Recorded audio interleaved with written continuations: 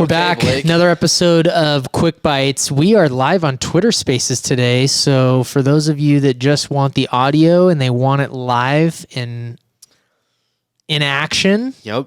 join us there. I think that's where we're going to start hosting the podcast versus Instagram Live. I think that's probably a better place. I agree. Twitter's going to be big.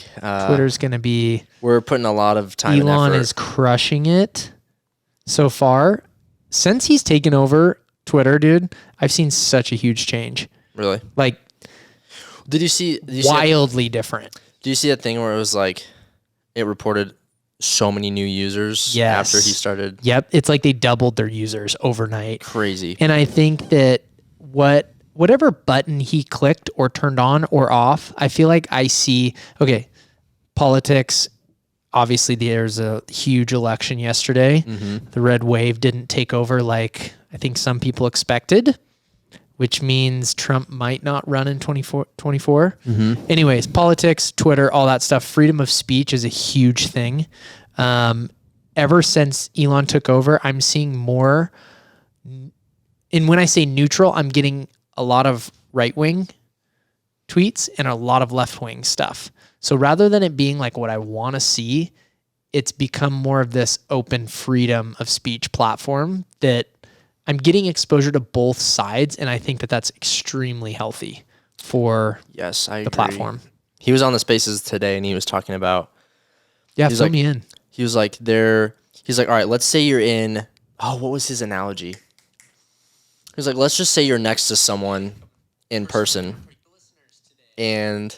Sorry, I'm trying to find our questions. Yeah, you're good. I have them too right here. He was like, let's say you're in a room with someone and they're saying something you don't want to hear. You're not going to entertain that conversation.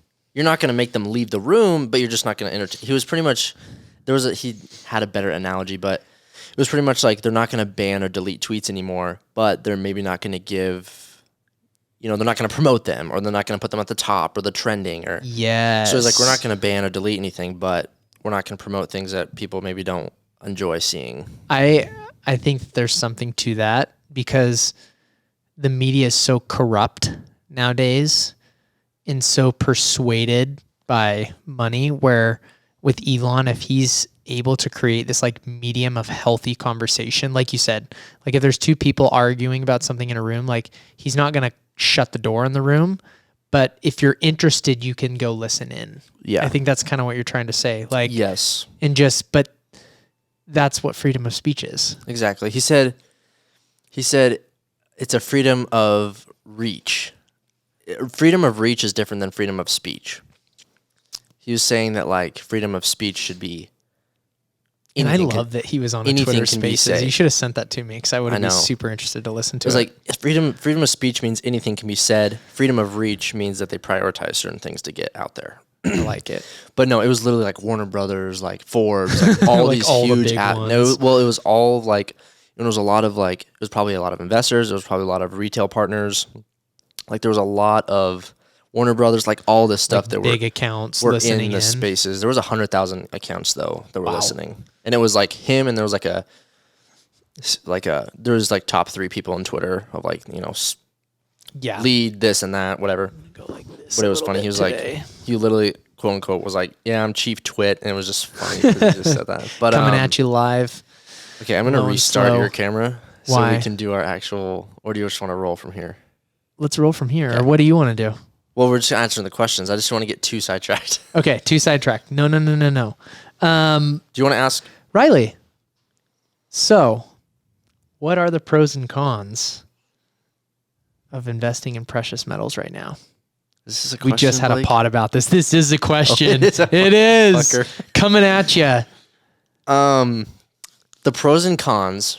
Should we just ask your grandpa? Seriously, we need my grandpa on the podcast. So for those of You you, who should are wondering, clip in his audio. why? Yeah, for those of you wondering why we're saying that, my grandpa's very bullish on gold and likes to buy gold physically and just from a stock holding standpoint. And it's funny we get that question because we've talked about that a lot recently on the pod. Yeah, I Of know. like precious metals versus Bitcoin or like cryptos. So Yeah, crypto's in a huge free fall right now. So I think the pros is it's like real estate, right? It's a physical asset. It's there. It can't just disappear overnight and be gone. I think maybe the only downside to that would be the liquidity. So it's like where you take that to get the cash, how fast can you get that cash? Because I mean, it backs the dollar, Right. right? Yep. Or has support of the government and the dollar. I don't know, like Because all the didn't, like, logistics Nixon, behind like- that. Yeah, he did something, and that's some history stuff. we need I to did not pay research. attention to history class, Yep, not me. but yeah. So it's like you know, if you own Bitcoin, great. It could evaporate in a night, and we've seen so many examples of that so far. Let's not talk about it right now. Yeah, let's not talk about that. Yeah, I think pros and cons of that is it's a physical asset. It's there. It appreciates as well, like as The demand. other investments Yeah. do, which is crazy to me. Thinking that just it's like more of like an investment hedge, you know? it's just like a metal, like like it's just crazy to me. You can use it for rings and things like yeah, you know what I mean? It's like what Yeah. is its use case? And Just to store a value. my grandpa just bought this one stock that it's a mining company, but they do all precious metals, so not just gold. Oh, So he likes precious metals as a silver. whole. And so yeah. Thanks, Shelby Paget, for asking that one. Ginger969 on Instagram. He's got a Yep. great handle. That is. Loves dirt bikes. What else we got?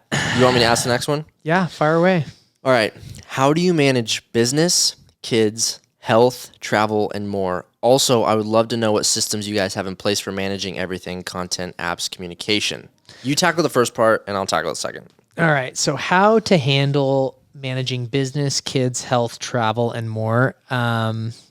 That's an interesting one. There's no perfect way to manage work-life balance. Let's just label it work-life balance. Travel is a different thing. We don't go too far. So if we ever do travel, we're going just to Las Vegas on an airplane, and that's like an hour 20. So it's not as chaotic as you might think. Traveling with kids, yeah, it's hard from 1 to 3. Younger than 1, it's not too bad. Older than 3, you can stick them on an iPad. So once again, not too bad.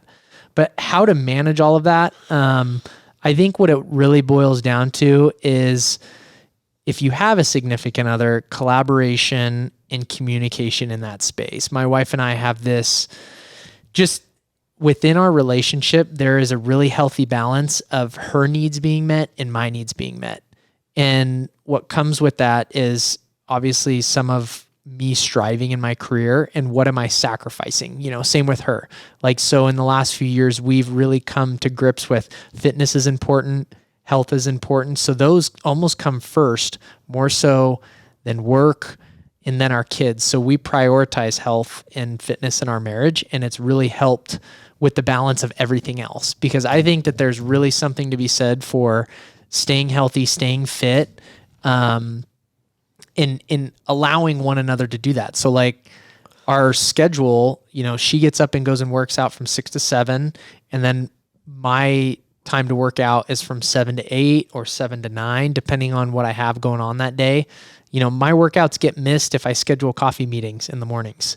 So it's always like finding that healthy balance of prioritizing fitness and working out my schedule. And working out is like so many different things for people. Sometimes it's weightlifting, sometimes it's running, sometimes it's meditating. It's just kind of that time where you can kind of disconnect from society and have some one-on-one in your thoughts and things like that. So I don't think that there's one perfect answer for you guys that how do I balance it all?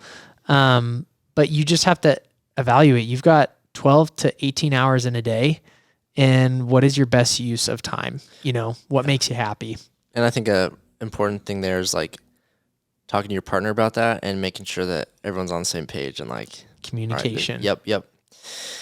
And one important thing that I think people miss, I'm going to put myself in an age category here, 20 to 30 or around the 30 age mark, is sometimes if you've been single for a long time and you get into a relationship, it's hard to sacrifice certain habits that you are used to.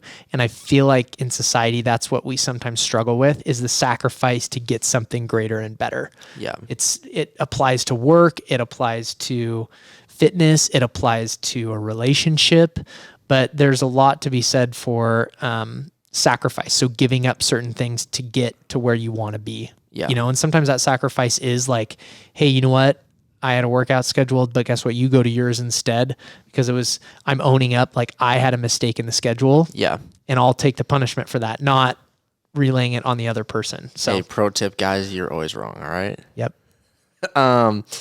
So, and then Kerrigan also asked, what are the systems that we have in place for managing everything? Yes. Content, apps, Lay it communication. out for him, Riley. All right, so I'll start with content. So organization, I'm assuming, I don't know if you mean like content storage or content planning or what you mean there.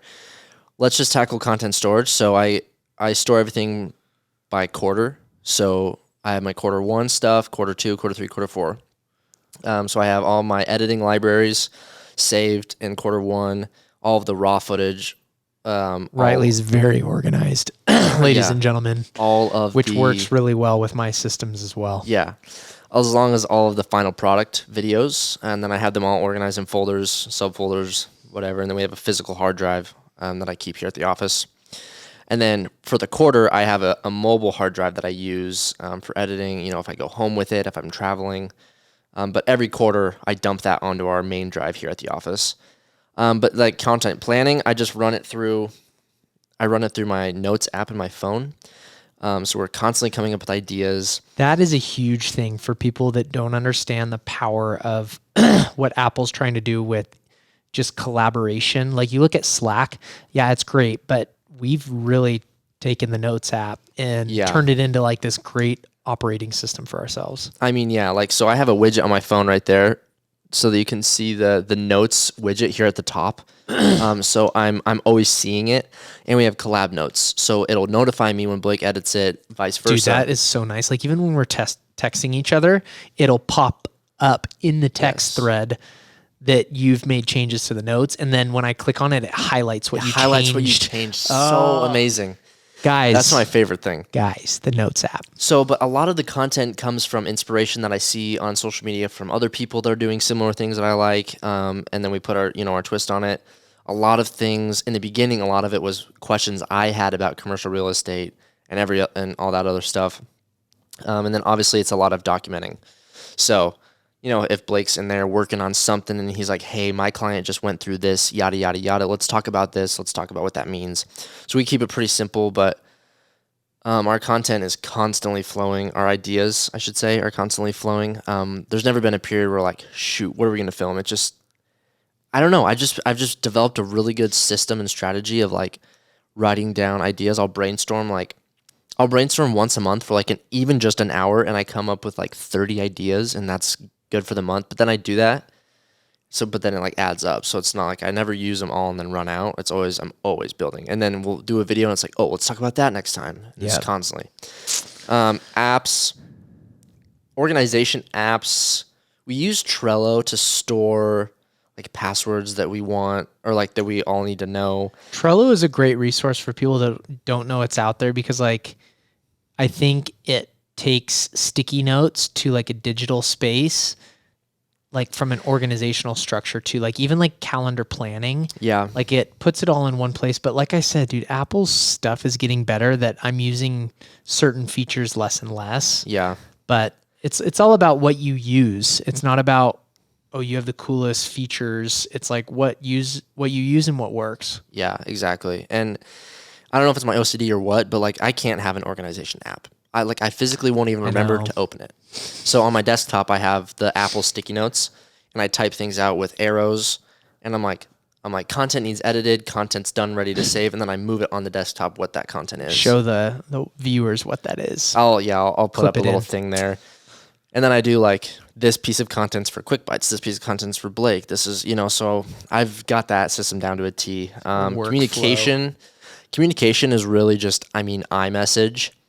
We just text and it's like, hey, add this to this, and then I go to my notes and everything's organized in my notes app. I should say that's the Apple Notes app is what I use most. And on the most recent update, like the iOS update, like they've even added more additional things that I don't think we even use yet, but it's getting better.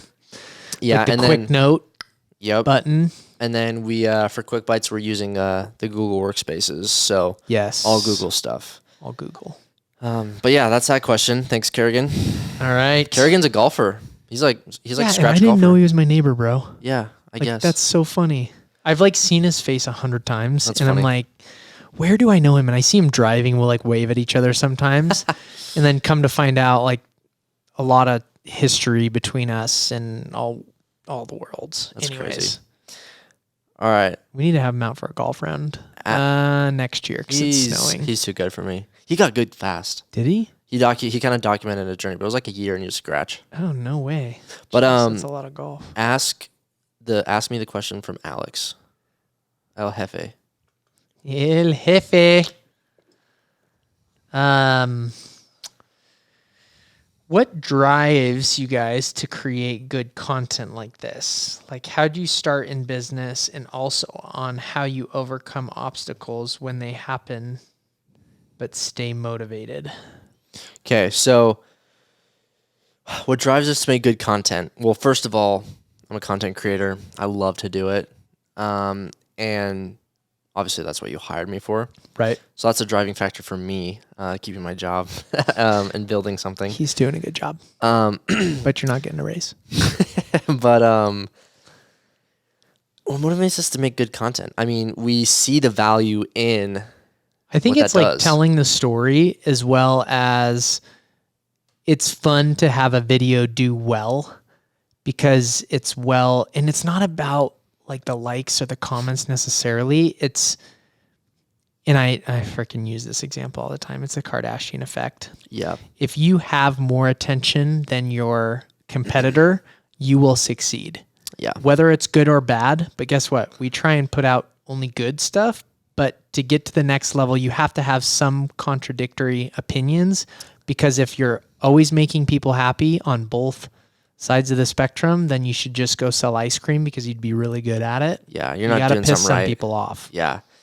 That's one thing about TikTok is before you develop like 100,000 followers plus good fan base, like it's all hate for the first 100,000 followers. Yeah, Like it's all hate. 100%. Like we get 10 comments and they're all negative, and it's just funny because that's like how TikTok is. Dude, who's spending the time to do that? Like, that's what I don't get. I read sometimes. them and I'm just like, oh my gosh. You even But read 'em, I it's don't just even funny. look.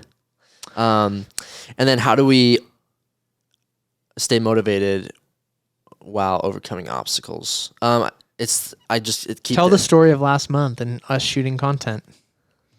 How it just was like painful to try and get me to participate in shooting content, because it was like it's just out of rhythm and ideas weren't flowing well. But guess what? We still did it anyway. Yeah. I think the thing that I use is like I'm always going with like the end in mind. Right. Not the end necessarily, but like what am I striving towards? What am I working towards? And it's like I'd use the analogy of like, let's say you're fishing, right? Let's say your rod breaks, but like your line's still out in the lake. You're gonna keep fishing. Maybe your like rod's like going down the line, but like you're catching that fish. The fish is what you want. You don't care if your rod breaks. Yeah, it sucks, but it's like it's the end goal.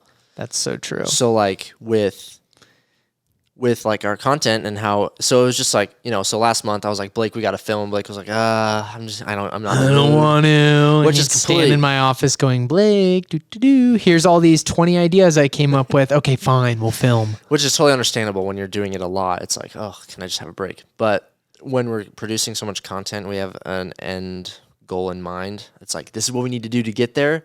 That's how my brain works, and that's how I stay motivated. Is like, that's what I told Charlie this morning. I was like, I have a goal.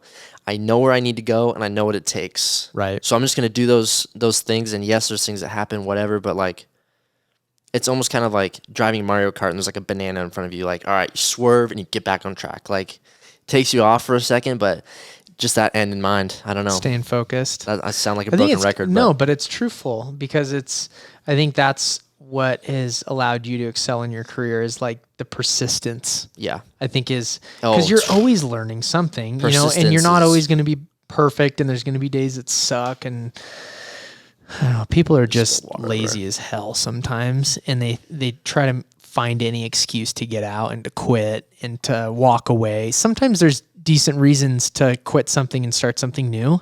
like my day trading. Yeah. Like You sucked at it. yeah, like I just didn't have the time allocation to do Nor it the full history, time. you 18-year-old. You've got no history. yeah, Now when seriously. you're like 30, you're going to be like, okay, I watched the crash in 2022. I feel what a recession's like. Yeah, Can chart better. this is great experience for me from an adult standpoint. Like I'm living in the world now Yeah. on my own and going through this. So it's KZB might have some job cuts here coming up soon. see you, not. Charlie. Just kidding. All right. I think Brendan Porter. So story behind Brendan, him and I went to high school together, Okay. or middle school actually. And we've always been buds on social media since. We haven't seen each other in person in a couple years now, but we always talk stocks, and it's funny. It's super funny, but he's got really good insight because he's really good at charting too. Similar really? to you. Yeah. All right, so not sure how personal you're willing to get, but I'm wondering what holdings you currently have in either your Roth IRAs or taxable brokerage accounts and the percentage of allocations. If not, if that's too personal, maybe you could do. Okay. So do you want to go over like your top 5 holdings in your account? Yeah, let's just go rip through my account of what I own. I'm going to go through my IRA first. I'm going to just go so I go traditional brokerage. I ran into not being allowed to have a Roth IRA a couple of years ago due to income situation. Yes, you can backdoor into a Roth IRA, but I just felt like if I start investing and compound my growth over the next 40 years till I'm 70, I'm not going to need a retirement account. So what are the benefits of locking your money up? Do you have an SEP? Yes, I have an employee SEP account. And Those I things are crazy. contribute the You my can contribute a 3%, lot. and then you have like a $17,000 maximum per year that you can write off. Contribute into that. So, I mean, yes, that's good money. That's still a lot, That's a though. lot of money if it adds up and compounds over time. So I have one of those, but IRA is like $6,000. it's smaller, you know? But let's just go my traditional brokerage. So my top holdings, and it has been since the day I started investing. What do you think it is? Apple, baby. Yep. I own a lot of Apple stock, and out of my traditional brokerage, even out of all of it, I would say it's a solid 30% of all of my brokerage accounts. So on this account, it's 28% of my portfolio, which is a lot. That's crazy. Yeah. For one holding. Just ripping through the stocks: Apple, Amazon, Nvidia, Tesla, Coinbase, Meta, Win. Just buy the Qs, man. I'm a big gambler, but I threw a few of them out that I don't like. Just buy the Qs. Palantir, it's not in the Qs. PayPal, Albertsons, Yeah, bullish on Costco, Albertsons. Endeavor. And Costco. Endeavor, for those of you that don't know Endeavor Group, it's the group that owns the UFC. Super bullish on the UFC the next 10 years. Okay. Matterport, heavy investor in Matterport. I'm Since bullish. It's been down. I'm losing my ass on that stock right now, but I think they get acquired eventually for like double their share price, and that's when I'll get my payout. Starbucks, huge Starbucks investor. I drink those $5 pumpkin spice lattes. Those fucking things. Starbucks, Ford, Wells Fargo, Salesforce, Microsoft, Restoration Hardware, Cellularity, which is another stock that's kind of You those would own dark Restoration horse. Hardware. I wish I would have bought RH when I bought my couch for my house, because then I could have bought 5 couches. Yeah, I feel like once Now. I'm married and And then DraftKings. So basically, as you can hear by all of those, I use about 90% of the companies I own. I actually like participate in. I watch every UFC fight. I buy it. I buy Starbucks. I use Matterport. I drive a Ford. I bank with Wells Fargo. it's crazy. I don't use Salesforce. I use Microsoft. I have an RH couch, Cellularity. I'm into that. DraftKings. That's crazy. I don't know if there's any that I don't test. I don't own a Tesla, Come on, man. but that's okay. But you have Twitter, so. Yeah, I own some Twitter. Yep. But like you use Twitter as well. Oh, I use Twitter. That's right. So yeah, my investment thesis is buy into companies that you use, and especially if you're not into the trading and the charting and all that stuff, like stuff that interests you. Like I like to upgrade my phone every year because I use it for not only social media, but I want to support the investments I'm in. Yeah, You know, true. whether it's one iPhone I'm buying, they sold like $80 billion worth of iPhones in the last year or something. But anyways, back to the question. That is what I am invested in. In my top 5 to 10 stocks for the future opportunity, I'm not going to go that deep because I think that I could get myself in some hot water. Just say you're But- not a financial. I'm not a financial advisor, You're not but professional. buy Apple, don't trade it. Yeah, no, for sure. That's all I'm going to leave you guys at. You guys hear what I'm invested in. I think that is some pretty decent info. But like I said, almost every one of the stocks I'm invested in, like I either own a product they make Yeah. or I use their service. Yeah. Costco. Oh, here's a little Costco. Don't buy their milk. Why? I've had it happen 3 times now. So this is, I love Costco. Don't get me wrong, but Costco, fix your milk problem.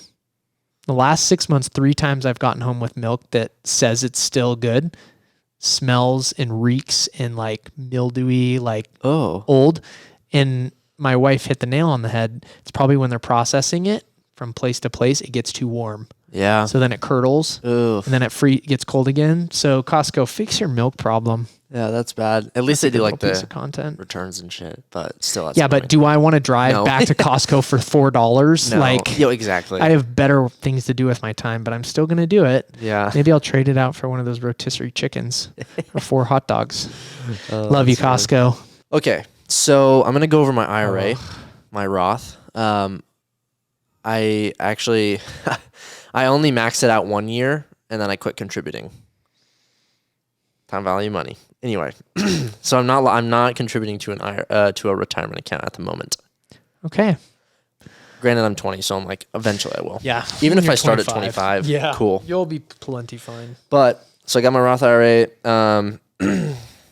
I got some Apple in there, which like is kind of interesting. I have some Apple. I have the Qs. I have SPY, and then I have SPY So G. what is the Qs? You mentioned this earlier. What are the Qs? QQQ? So it's just the tech Index fund or an tech. ETF? Well, it's Put like him a on the spot. fuck. Riley's nervous. I mean, it's an index? It's an index, It's so an it's just ETF. a pool of It's an funds. ETF. Yep. Yeah. Well, because what ETFs are traded intraday, and mutual funds are traded at the end of the day, or it's vice versa. I don't know. One or the other. But yeah, then it's is just there a management fee on the Qs? the Qs? There's not. Okay, so it's just indexed off of all of the stocks. It's basically. 0.05%, Yeah. but it's like okay. Yeah. Yeah. So So the Qs continue. the Qs, and then obviously just SPY. Qs is like the top stock or the top tech right? stocks. Yeah. Yeah. It's like Tesla, Amazon, all that crap. Apple, Facebook. Yep. FANG, the FANG stocks. And then I got SPY G, which that is a 0.04% management fee, but That's not bad. That's you, fine. You SPY G. what? Yeah, SPY G is almost 50% of my IRA. Then let's go to my regular account, my main port, as I call it. Dude, I haven't looked at this in a while, and I'm not happy about this. You're like, oh, I shouldn't have checked So it. my biggest holding it's actually Amazon right Wow. now. So Amazon, and SPY G's right below it. So Amazon, SPY G, and then what else do we got here?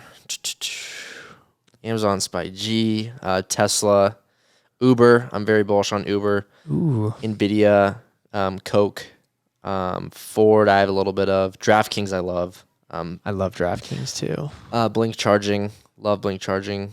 And then AbbVie, biopharmaceutical. Yes. Shout Kramer's out bullish Camille. on AbbVie. Yeah. And then what else? And Oh yeah, Estee Lauder. I have some Cellularity as well. Yes. But yeah, no, my account is. Don't look at it, boy, Riley. swiping out of that. But yeah, I would say my main investments I like are Amazon, SPY G. I haven't really found a stock where I'm just like, oh my god, I love this. And you haven't Like, been charting a ton, and we're in a very, very bearish market right now. Yeah, so right now my charting would work. Right now, if I were to go chart stuff, it'd be like, okay, these are 2 to 3 year plays.